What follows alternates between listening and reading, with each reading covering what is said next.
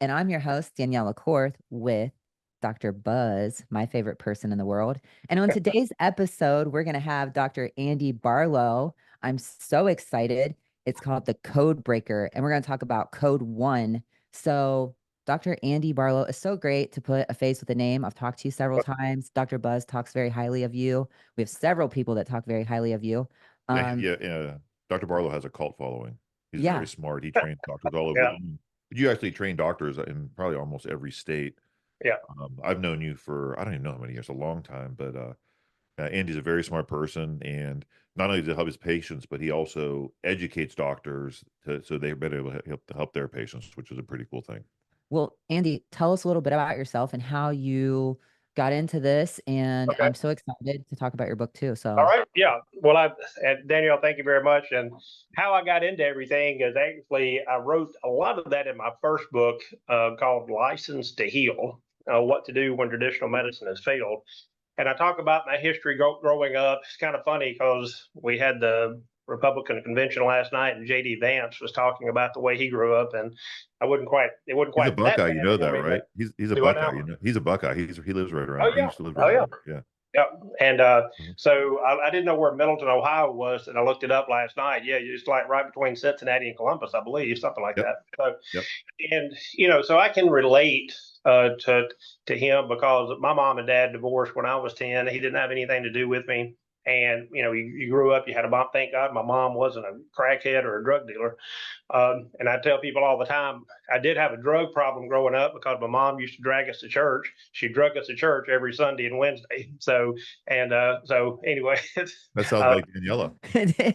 Yeah. and She came from a and small so town. so I can relate to him with that. And so I actually, after high school, I went into the Navy. JD was talking about he went into the Marines right after high school, and then after I got out of the Navy, I went and worked in a furniture factory. For a couple of years, and I worked at Cooper Tire. That's when I met Faye, and she asked me, "It's like, what are you going to do with your life? Or you're not going to want to be a tire for the rest of your life." And we actually went to a chiropractor because she was having migraine headaches and no one else could help her.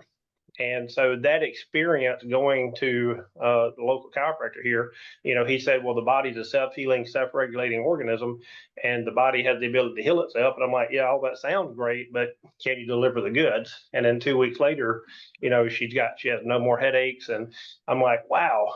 And I was thinking that I was hoping she was kind of going to bail me out of this. I was like, man, it's like this chiropractic thing is kind of crazy. And because I was already a health nut anyway. So just never heard that much about chiropractic. And so anyway, she was like, yeah, I think you can do it. I know you can do this. So I was actually hoping she was going to bail me out and go, take your ass back to Cooper Tire and, start working. Actually, Cooper Tire is their corporate headquarters in Findlay, Ohio. So, Yep. I knew that. and so anyway, so I do, I'm on a rotating shift for 8.5 years at Cooper Tire, building tires. And then during that time, I go to school for 7.5 of those years, get my undergraduate degree. Then I move out to Atlanta. And so from there, I went to Atlanta, got my degree, chiropractic degree, came back home, started practicing.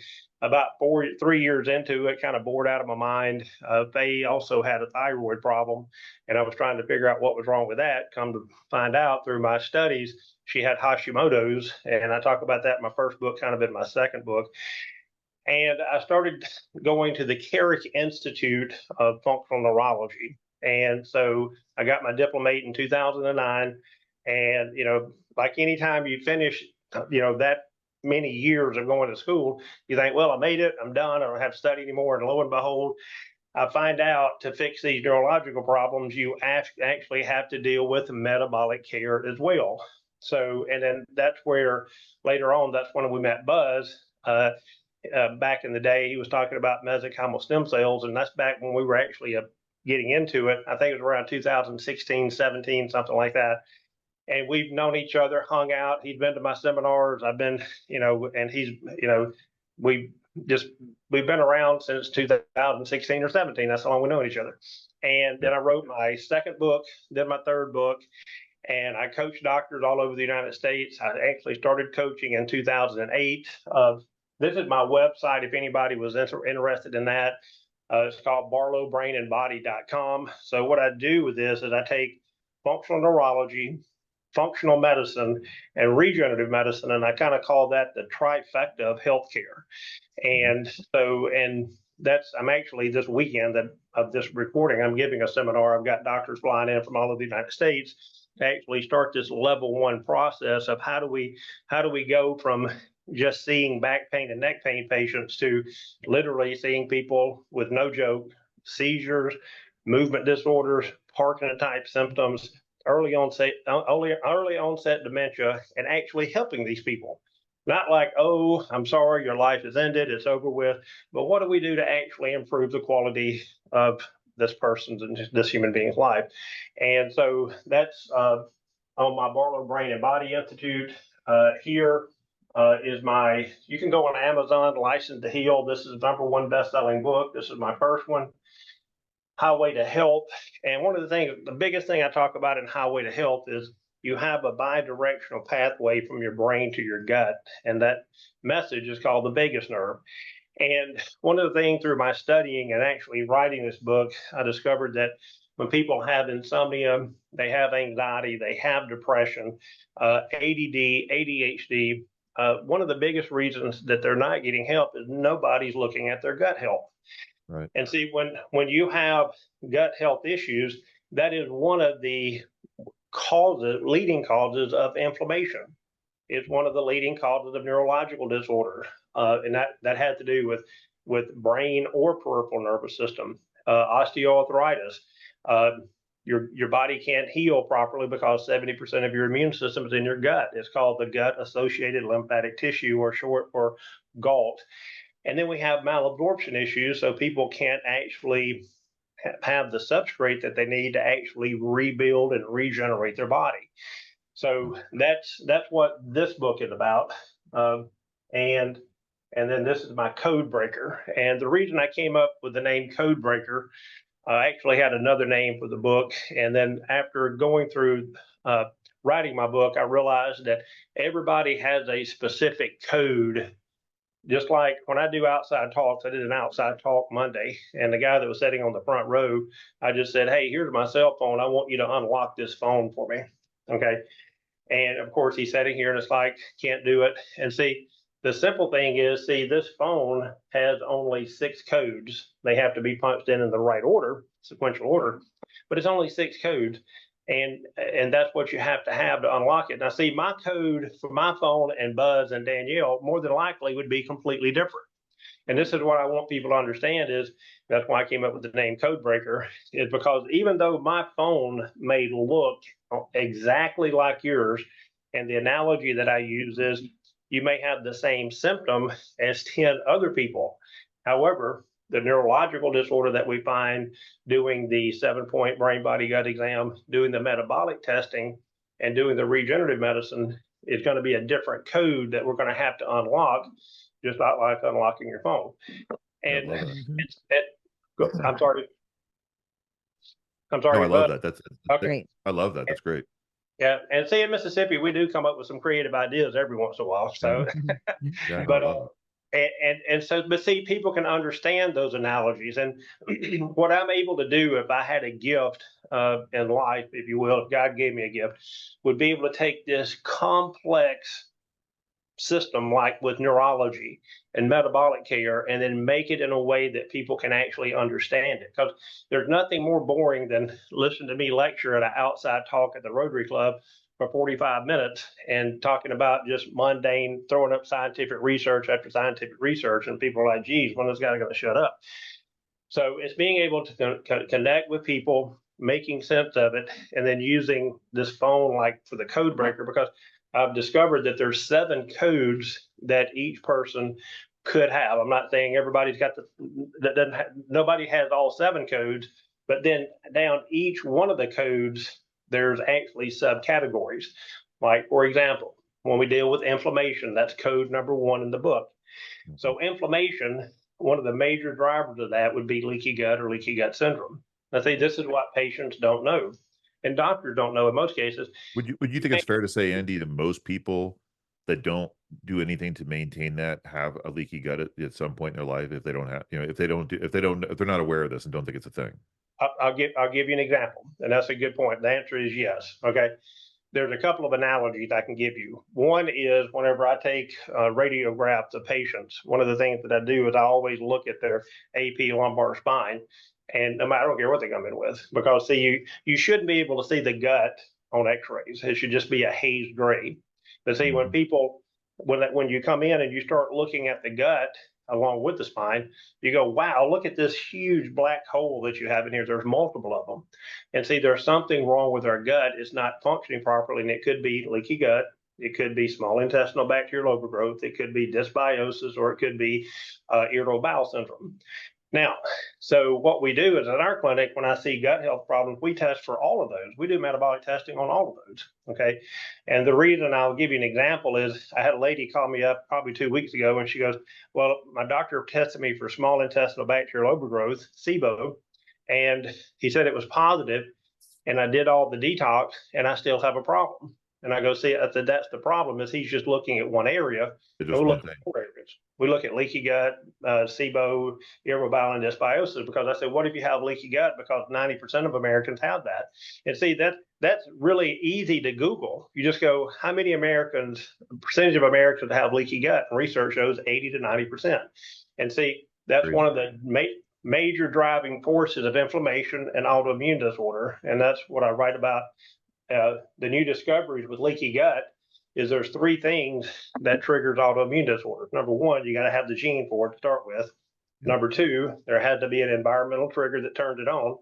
And then leaky gut is the 3rd contributing factor to these autoimmune disorders, and it's completely overlooked in these health problems. So, and I gotta explain to people when they come in with autoimmune conditions, we can't cure your autoimmune, but when you have autoimmune, it's kind of like you have a fire going on. Yep. And that's the gas feeding the fire. So wouldn't you want to cut the gas off?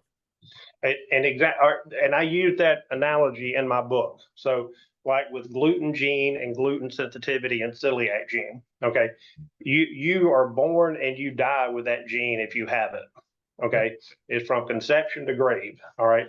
Now, we do things to turn these genes on or turn them off. And I said, I'll use a simple analogy of celiac.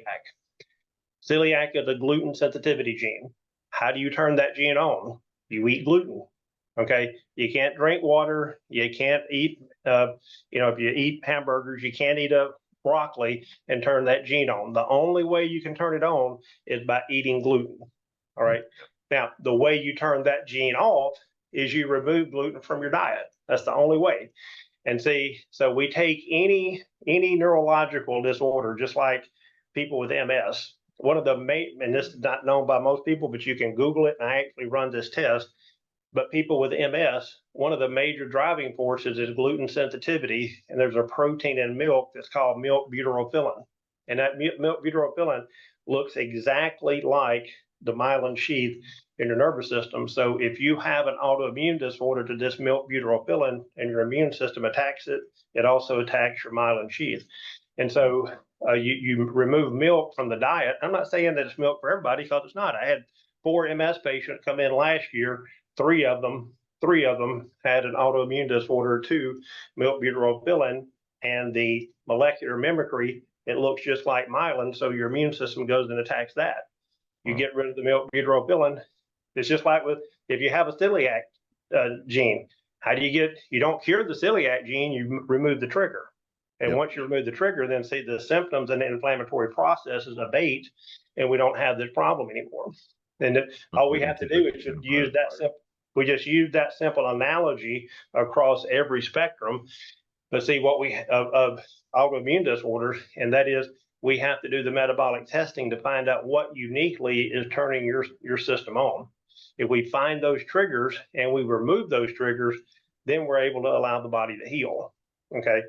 So that's what happens. So you get this inflammatory cascade, the immune system gets confused. You start launching those immunoglobulins, and they start tagging these different cells, and your T cells come in and destroy it.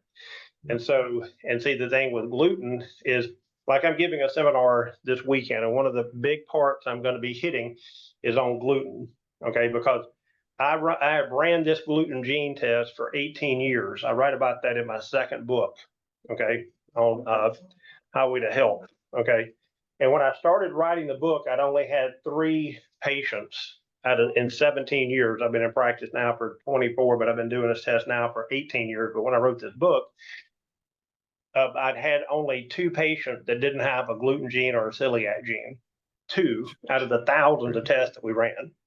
All right. Now, when I say this again in a minute and tell you all the problems that can be associated with gluten from a scientific standpoint, it'll blow your mind. Because people a lot of times are like, oh, Barlow's just, when people hang out with me, it's like, Barlow's like crazy about this gluten thing. Well, because I've tested myself and I know I have this problem.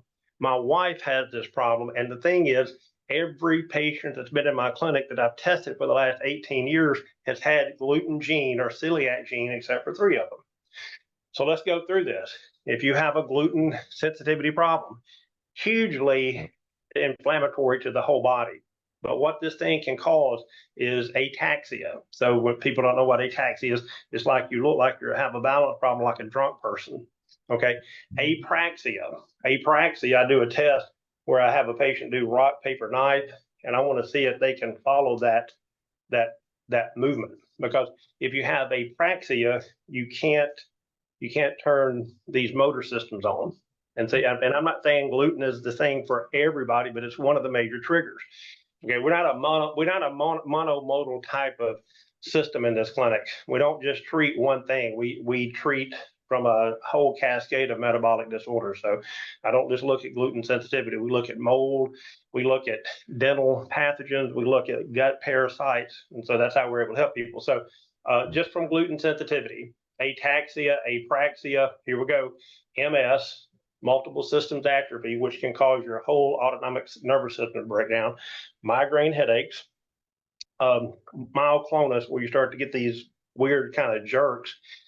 This can lead to neuropathy, any neuroautoimmune disorder, neuromuscular junction disorders.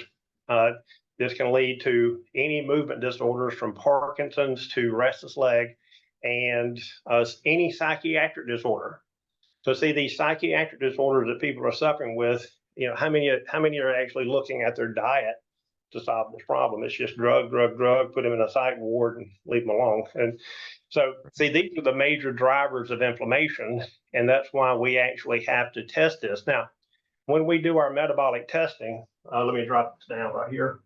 When we do our metabolic testing in our clinic, one of the tests that we run is going to be, well, I thought that would come up. I obviously hit something wrong. There we go. Internet's a little slow today. So we do LabCorp. And LabCorp, what we're going to do with LabCorp, give me just a second. I apologize about this. It's having a reboot. No worries. It's great.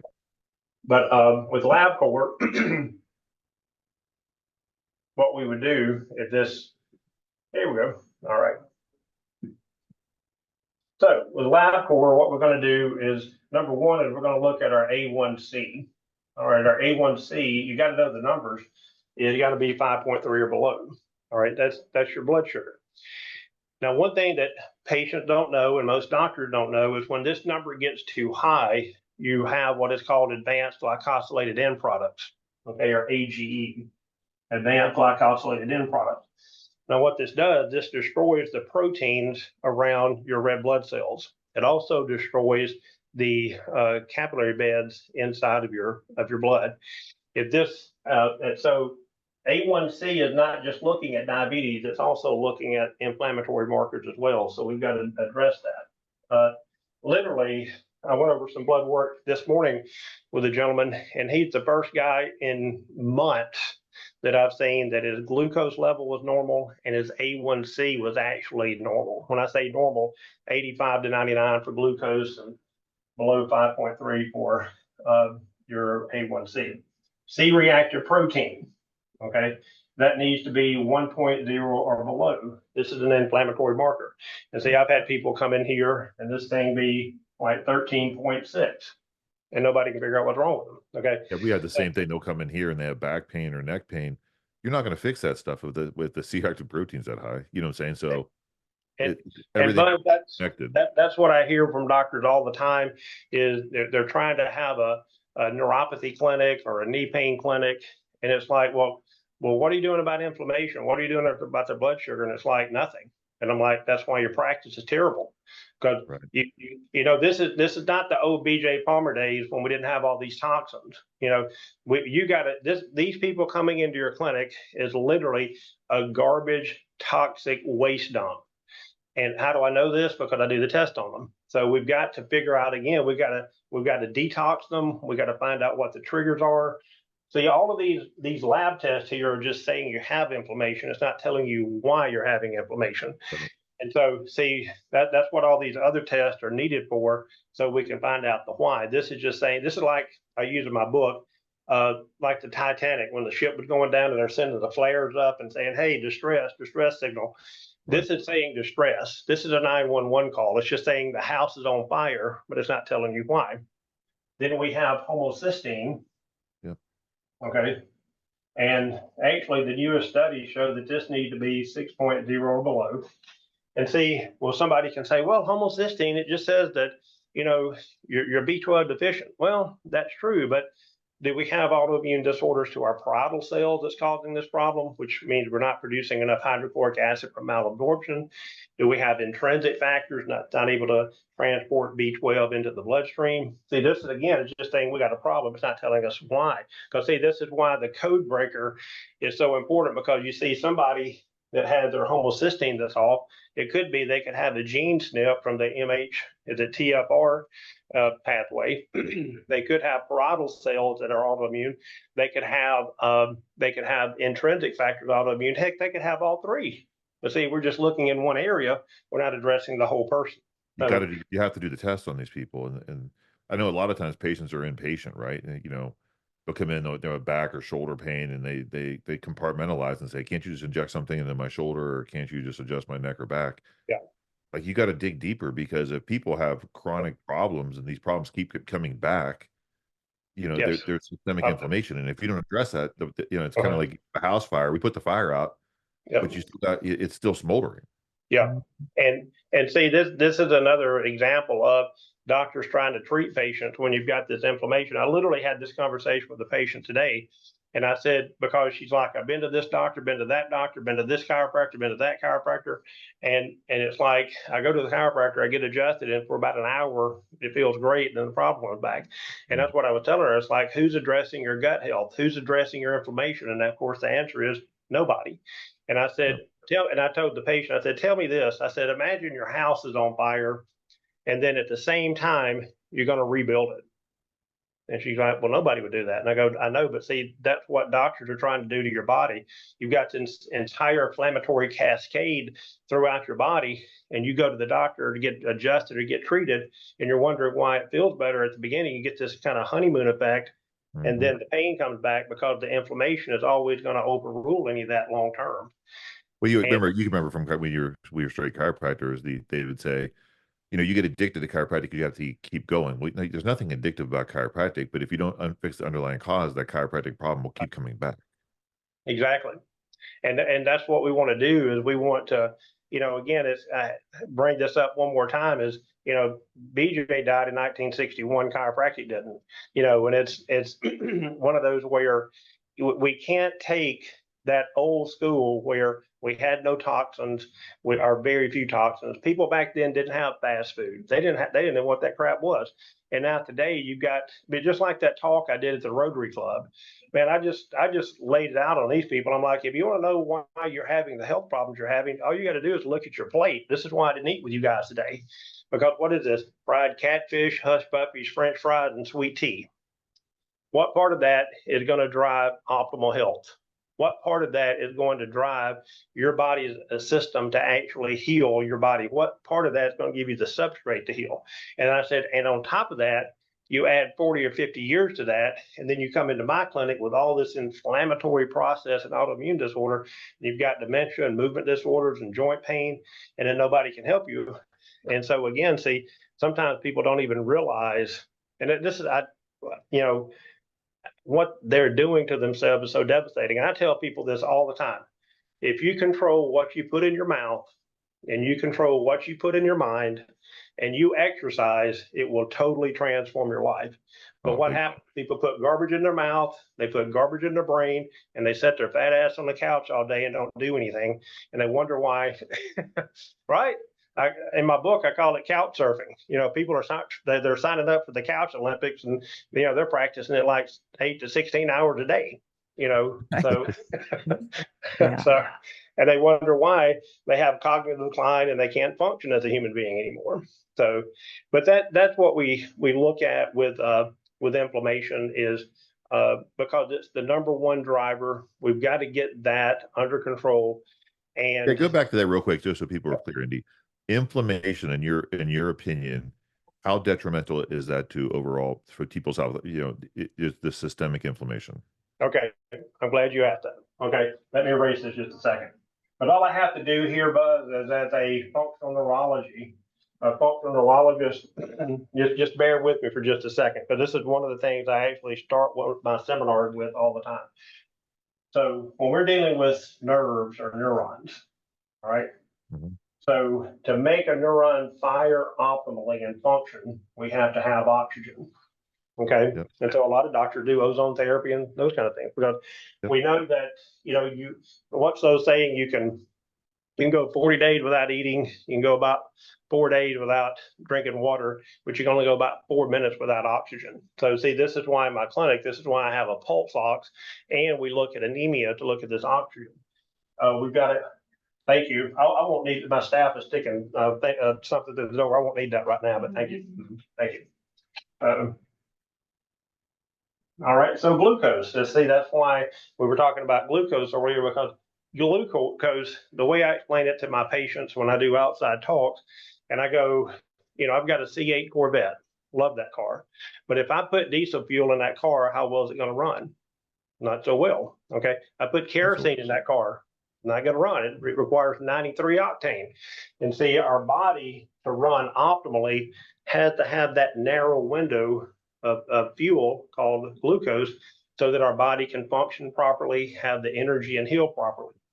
Stimulation. All right. Now we're going to get to the inflammation here right now. As soon as I get done with this, inflammation. Now, our stimulation, and we have to decrease inflammation. All right.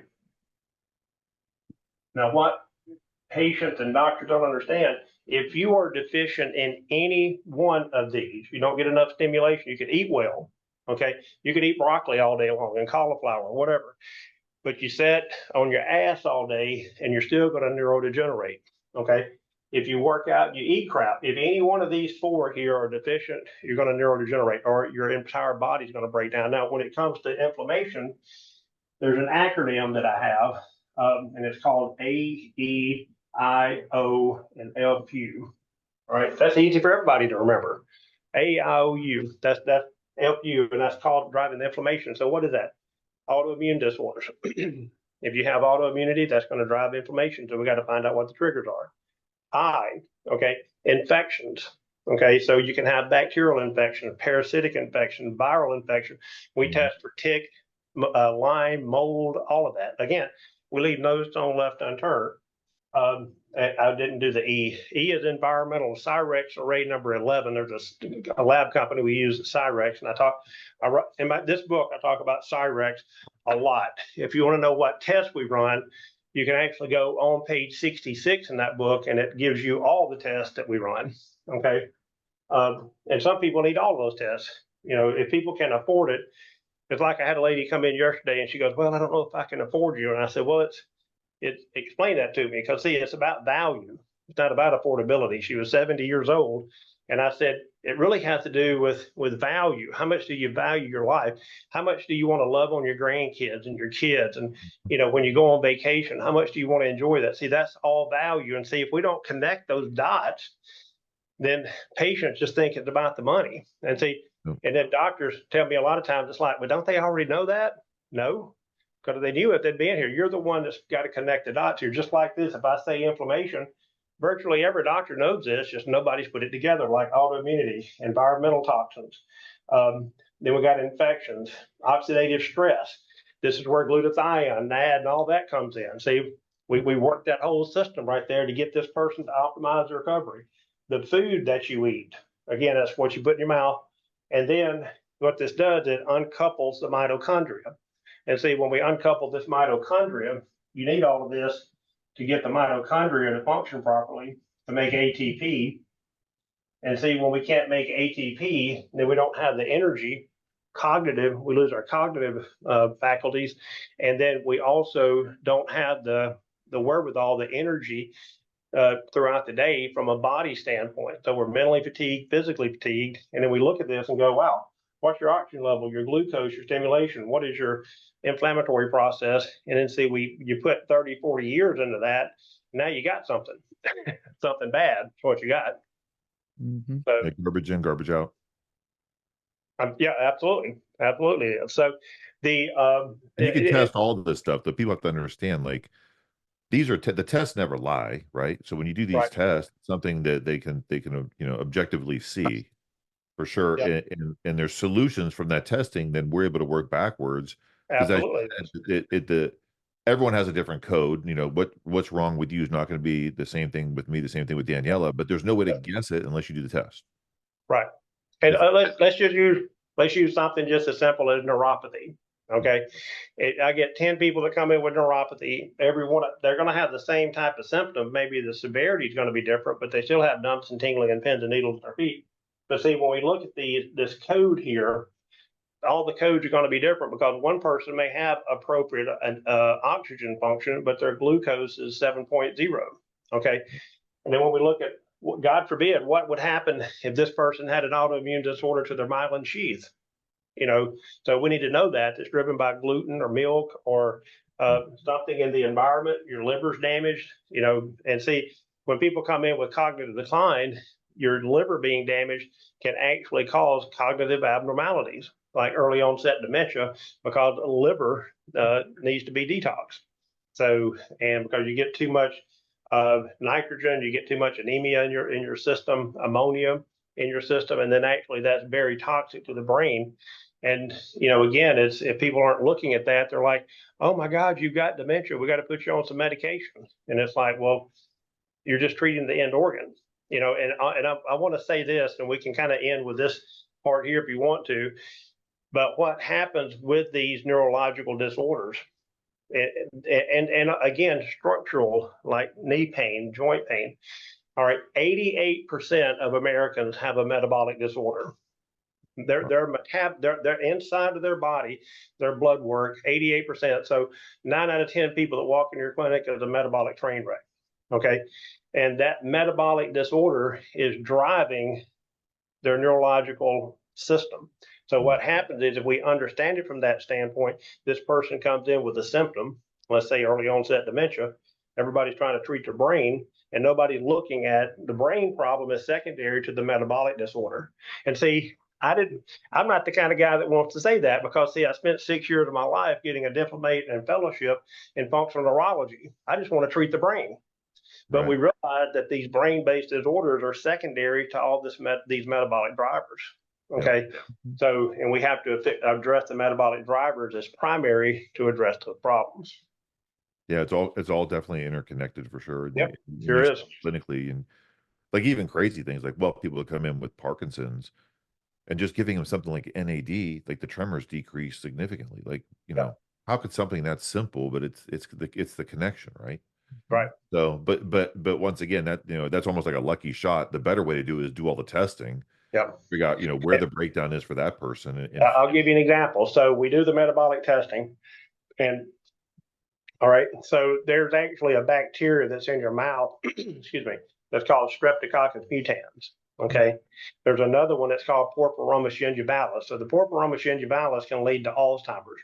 Okay, Streptococcus mutans can lead to Parkinson's disease. Okay, but there's also another bacteria that's in your gut that's called streptococcal M protein that actually can cause Parkinson's, Tourette's, and movement disorders. So see, when these patients have these disorders, the first thing I'm thinking about is that it's not be all end all, but see, you slap an ad patch on this person, you do the metabolic testing, they go to the dentist to get this this bacterial infection addressed. They send them to the nurse practitioner, get their gut health, get this bacteria killed in their gut. And now we actually got something because we're addressing with the NAD patches, we're addressing the mitochondrial health. And then on top of that, see, we're addressing over here the metabolic drivers. So see, it's kind of like a match made in heaven right there, because we're getting triggers and we're stimulating the mitochondria, and we can stimulate the brain to actually stop these movement disorders. Yep. We see it all the time. Wow. It's crazy. Mhm. Yep. This is not something you're going to get at a traditional, I think we talked about in the other podcast, a typical doctor visit in the US is between 6 and 7 minutes. Well, he talks about standard of care in his book. Yeah. Standard. A regular doctor with an insurance visit is not going to be able to do this in 6 or 7 minutes, unfortunately. Right. Right. So, so when traditional medicine has failed, which eventually it fails everybody if you just go that route. Yep. You're gonna have to decide, are you just gonna live with the disorder and kind of break down and have cognitive decline, Parkinson, all these terrible conditions, or are you gonna fight the fight? Right. It's kind of like I have a 67 Camaro, and that Camaro runs better than a new car, but I do a lot of maintenance on it. Yeah. Right. So as we get older, we need a little more upkeep, but there's no reason. But I'll race you in your Corvette with that 67. It runs good, right? But Yeah. it's maintenance. But your body's the same way. You can be 50s, 60s, 70s, 80s out playing. We were watching people play pickleball this morning. A bunch of people that were older, like in their 70s, and they probably kicked my butt at pickleball. Right. Yeah. Those people are doing other things. They're not sitting there. They're not couch surfing or they're couch Olympics. They're they guarantee you they're eating good, taking care of their body, doing those other things. And then you have other people that same exact age and younger, they can't get off the couch because their knee hurts, their back hurts. They're not sharp mentally. We all have to make a decision how you want to age. Yeah. And then now Bredesen, which is one of the Dr. Bredesen, he's a neurologist and written a book. It's called Recode. I'm sorry, that's the name of this consulting group, or anyway, Recode 2.0. People can go and look that up, recode2.0.com. But he basically states that now we have such a toxic driver here with inflammation in our body now that every person age 40 or above need to be tested for early onset dementia at 40. Okay. And that's crazy. Yeah. And then we can end, if you want to, with this. And so, like, for example, when you're dealing with Alzheimer's, there's 7 stages of Alzheimer's. So I talk about this in my book, my third book, Codebreaker. First stage is we want to all stay in first stage, which means we don't have any symptoms, we have no health problems. Yep. And so then when because of these inflammatory, lack of stimulation, glucose, actually, believe it or not, glucose insulin resistance can cause amyloid plaquing in the brain. Just that one thing, it can cause amyloid plaquing, which can lead to Alzheimer's. We're talking about insulin resistant for 20, 30 years. Not even getting into stage 2. That's why doctors are like, oh, don't worry about it. We'll sit here and look at it. It's like, well, no, we need to do more than just look at it. So stage 1 is we don't have any symptoms. Stage 2 is we have what is called brain fog. Okay. And it's one of those where, it's like my energy level is low, my mental fatigue is low. I've lost some of my mental faculties, which means I can, like, I'll use the newspaper as an example. You can read the newspaper from front to back, no problem. And now it's barely you can read the first page. And it's like, oh my God, I'm mentally fatigued. And if you understand the mitochondrial function, we can go, okay, well, we're losing our ATP, our mental faculties for ATP and mitochondria in the brain. So we're mentally fatigued. Now, then we get into stage 3. In stage 3, instead of brain fog, now we walk into a room and forget why we walked in there. Or we call somebody on the phone and we forget why we called them. Or we're in conversation and we forget what we're talking about. And even when I go out and do talks, almost everybody there, Buzz, almost everybody there is already in stage 3 dementia. It's mind-blowing, okay? Because they're like, yeah, that's where I am. And see, when you get into stage 4, that means that's something that happens daily. Meaning literally, like, you talk to people and you forget what you're talking about. Now, here's what happens, okay? When we get into stage 5, okay, let me back up. When we're in stage 2, 3, and 4, see, what happens is the person, I hate to say this, I'll say me, for example, okay? But let's just say that I have a problem and I'm 60 now, and I go, I'm having some, I can't remember some things, and the doctor's going to hit you on the back or whatever and go, you're just getting older. Okay. 100%. Your children are going to go, well, Dad, you're 60 now. Those things happen. No, they don't. Those are all excuses. Okay. Yep. Now, That happens through stage 2, 3, and 4. Now, what happens on stage 5? The cognitive decline has gone to the point to where the person here in this story would be me. We don't even see ourselves as the problem anymore. And see, at that point, it's too late because there's so much cognitive decline, so much neurodegeneration that you can't come back from that. Now everybody else can see there's a problem. Andy, that sounds like someone running for president. Exactly right. Exactly right. And so I called this 3 years ago or 4 years ago. And then back then, of course, it was like, oh no, he doesn't have that. You're just making things up. And I'm like, dude, can you not see that? So he's like walking like a robot. So he's got some type of Parkinson's movement disorder type of cognitive decline. And see, by the time we get into stage 5, it's too late.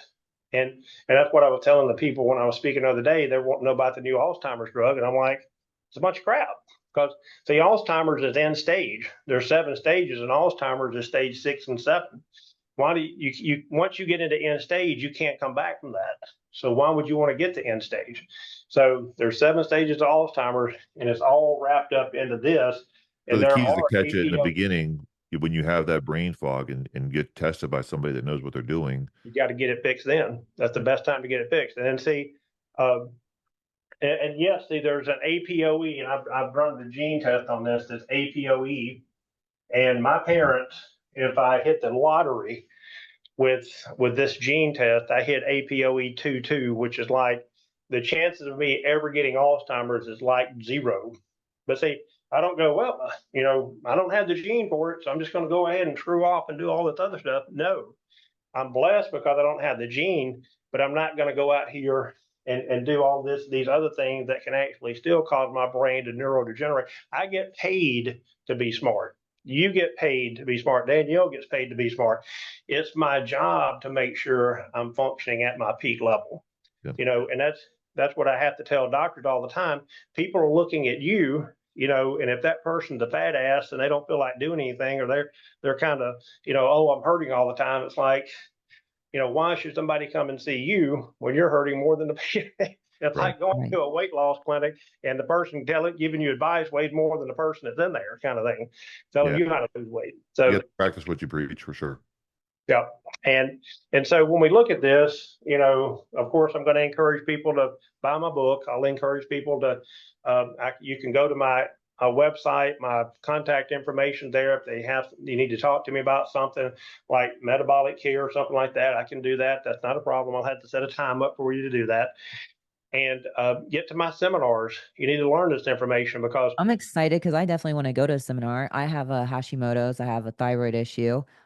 All these things you talk about, it's like I have tremors in my left arm, and I'm sitting here and I start freaking out about dementia, like I have inflammation in the brain, So all right. So see again, this is the part when you understand all of this. I mean, and I get up at 4 o'clock in the morning. Okay, through the week. I don't get up at 4 on the weekend, but this is why I know all of this stuff because I eat correctly. I work out. I have high energy, but then I get to bed early, wake up early because my mission is not to sleep all day. It's not to party all night. My mission is to change people's lives and to put chiropractic in its rightful place in the healthcare field. And the problem is, see again, I'll use this phone. I'm functioning at the the new iPhone Pro 15, and you still got chiropractors that still in the rotary dial.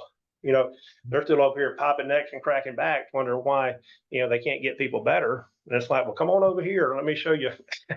Let me show you how to do that. But like, for example, with the number one movement disorder or the first movement disorder when people have tremors is actually in their gut. And that happens in some situations 10 to 20 years before you ever get a tremor. And see, so that's where, Danielle, you were talking about with Hashimoto's and thyroid and all that. Typically, see, we would run, not typically, we would run Cyrex array number 5 on you because it tests for 24 different tissues to see if you have an autoimmune disorder, because most people, they don't just have one autoimmune disorder, they have several autoimmune disorders. So see, and then so if we just ran Cyrex array number 5, all that would say is you've got tissues that's been tagged for destruction. That's all that's going to say. But see, that's why we have to run the other test That's on page 66 of my book. But see, that's when we have to run the other test to find out what are the triggers that's causing this tissue to malfunction. Okay, first of all, is it malfunctioning? And then I'll say this with autoimmune disorders, there's 3 stages. Okay, stage 1 is like, for example, when somebody comes in and we do the autoimmune test, like, for example, if you had Hashimoto, that's an autoimmune thyroid. All right. But see, you may, and it's just to use you for an example, Danielle, is let's say you come in and do Hashimoto, or we do the autoimmune test, we're going to screen 24 tissues. Okay. And then you may have a cerebellar problem. And see, your symptoms of that cerebellum is you're just nausea. It's like, well, I get nauseated sometimes. Well, see, that could be that your cerebellum is being deteriorated. You're going through neurodegeneration, that your immune system is actually attacking your cerebellum. Okay. You could have myelin sheath that's being damaged in your peripheral nervous system, but you have no symptoms. So that would be number 1, stage 1 of autoimmunity is you have antibodies, but you have no symptoms. All right. Now, this is what I want all the doctors to get right here. This is important. Stage 2 is you have antibodies and you actually have symptoms. So how do you know when a patient comes into your clinic with neuropathy, joint pain, cognitive decline, how do you not know that they're not already in stage 2 of some type of autoimmune disorder that's been misdiagnosed? Because when you're in stage 1 or stage 2, medical doctors don't look at that. They only deal with the end stage, stage 3 autoimmunity, when you have enough tissue damage that you can actually render a diagnosis. Okay, so we can pick up MS, all of these other things early on, years, decades before it totally destroys a human being's life. That's what. So it's preventative, but then if you already have a problem, then it's like, what do we do to, what triggers are you having? And then we have to remove those triggers. A lot of people have to do a lot of detox. Like, for example, I have some people that have to do a 20-week detox. They've got to do a SIBO detox, and then they have to do a mold detox. So you're looking at somebody that's so bad neurologically, cognitively, joint wise, that they may need 6-7 months of just detoxing. That's how much garbage and junk they have in their body, and why nobody can help them. So, I get It patients takes years to understand. get that way, Andy. So you can't, if it takes you, 30, 20, 30, 40 years to get there, you're not going to fix it in 2 Yep. weeks. And see, and that's one of the things that I do in my seminars is I teach doctors how to manage the patient's expectations. Because during the 7-point brain, body, gut exam, we can do that and we can actually determine neurologically how much nerve damage a person has. And then see, we can take the scientific, I don't have it in this room with me, but I'll be going over that this weekend, that shows that if you've got 40%, let's just say 40% neurological loss, that's going to take 9 months, even doing metabolic care or regenerative care, marrying all of those together. That's going to take like 9 to 12 months to actually get you to your maximum state of recovery. And see, it's our job as the doctor to man up or woman up and tell the patient, this is what it's going to take. You've got, just like the lady that came in today, she was in, when I looked at her spine, she's 52 years old and she's in stage 3 disc degeneration, cervical spine and lumbar. So see, this problem has been going on for 30 to 40 years. And see, when you communicate that with patients, and see, when I asked her, I said, how long has your neck been hurting you? And she goes, I know for a fact my neck has been hurting me since I was 13. Wow. Now, see, a logical person would look at that and go, this problem can't be solved in a week or 2. But see, it's our job as the doctor to inform them that. And so, and I think that's a hard part for doctors to do. And my job is just to look at somebody in the eye and say, look, this is a team. We're working together here. But you have to realize that we're rebuilding a castle, a home. We're remodeling this home, and that home is you. And see, it's when you look at it from a remodel standpoint, people know that it's going to take months to remodel a home, and so that's just, but we have to be able to communicate that to a patient. You got to be able to look somebody in the eye and tell them that. And then, and I think, and I tell doctors this all the time, a lot of times doctors are too busy trying to make the sale instead of telling the patient what they need to hear. Right. That's why when, if you came into my office this afternoon, I literally have people paying me tens of thousands of dollars to help them. And there's not going to be one person that bitching or complaining about their care because they know that it's going to take time to solve this problem. Okay. And so if doctors are constantly putting out fires, the common denominator is the doctor.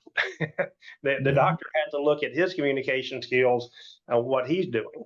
So, and I train doctors how to do that. So, Yeah, but realistic expectations depending upon the condition. Yeah. got to, if I said, hey, I want to come up there and see you in Columbus, and I'm going to drive up there, and I'm, and then I'm pissed off because I'm on a 2-hour drive and I'm not there yet. I'm like, shit, man, that's going to get me to Memphis, a 2-hour drive, and see again, Right. it takes, I had a school teacher that started up yesterday, and she's a high school teacher, and I go, it was a facetious question, but I wanted her to understand.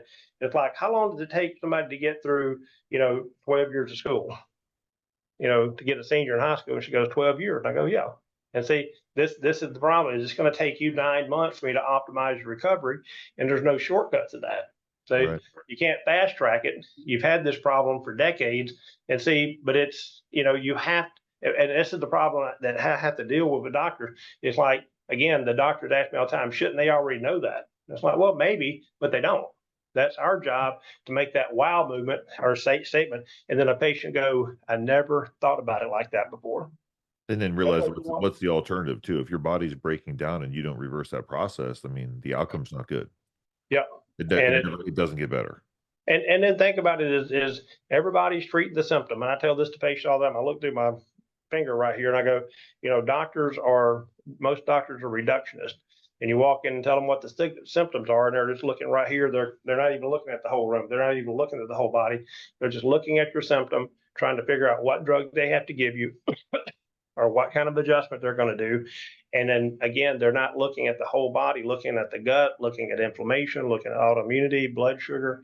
And so that's why I have people that come into my clinic right now from 20 different states. It was like 3 weeks ago. It's like, I think whenever this was, 2 weeks before 4th of July. So it'd been longer than that. But, I had a wife, her and her husband and her son drove all the way from South Dakota to Tupelo, Mississippi for me to see them for 4 weeks.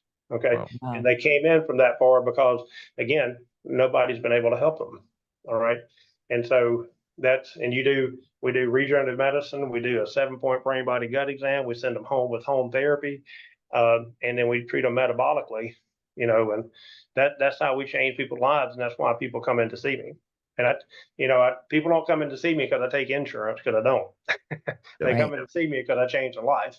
And I tell people all the time, it's like, if I took insurance, I've written 3 #1 bestsellers.